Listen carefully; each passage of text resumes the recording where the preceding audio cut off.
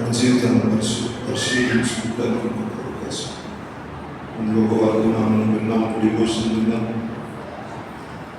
ఇదిగో మరలా మరొకసారి దేవుడు నన్ను మరి పునరుత్థానంగా ఉన్నాడు హెచ్చరిస్తూ ఉన్నారు. దావీదు మహారాజు యొక్క ఆసక్తి చాలా మంచిది, కానీ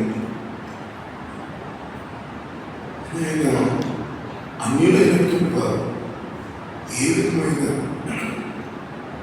పనిచేస్తున్నారో వారి ఆచారాలని కొనసాగించేటట్లుగా ప్రయత్నం చేశారు.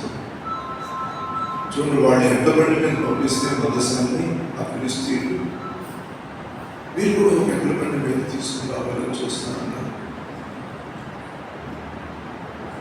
దానికంటే ప్రాముఖ్యంగా దేవుని వద్ద విచారణ చేయకుండానే దేవుని యొక్క పనిని ప్రారంభించాలని మనం చూస్తున్నాం. ఎప్పుడైతే ఈ విద్యా సంభవం జరిగిందో రెండవసారి ఆ మందసాన్ని తీసుకురావడానికి దావీదు మహారాజు దేవుని వద్ద విచారణ చేయడం, మందసాన్ని ఏ విధంగా మోయాలో ఆ క్రమాన్ని జ్ఞాపకం చేసుకోవడం మనం చూస్తాం. అందువల్లనే లేవీయులను సిద్ధపరచడం చూస్తాం. ఈరోజు కూడా లోకమంతా క్రైస్తవము అనే పేరుతో లోకంలో ఉన్నటువంటి పద్ధతులన్నిటినీ సంఘాల్లోకి తీసుకొచ్చినప్పుడు వాళ్ళకు తెలిసిన ఆచారాలు, వాళ్ళకు తెలిసినటువంటి విధానాలలో వాళ్ళు ప్రభువుని ఆరాధిస్తున్నాం అనుకుంటూ నాట్యం పాడుతూ పాటలు పాడుతూ ఉంటే ఆ పాటలు నాట్యాలన్నీ దేవుని ఆరాధననే కనపడుతున్నాయి. కానీ అది క్రమమైనదా కాదా, అది దేవుని యొక్క ఉద్దేశంలో ఉన్న విధానమా కాదా అని విచారణ చేస్తే ఆ విచక్షణ దాదాపుగా మనం కోల్పోతున్న దశలో మనం ఉన్నాం.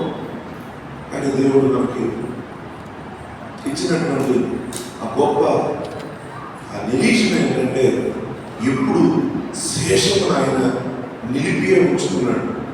ఏలియా అంటున్నాడు, నేను ఒక్కనే నీ కొరకు నిలబడ్డానంటే, లేదు ఏలియా ఇంకా 7,000 మంది నా కొరకు దాచుంచాలన్నాడు.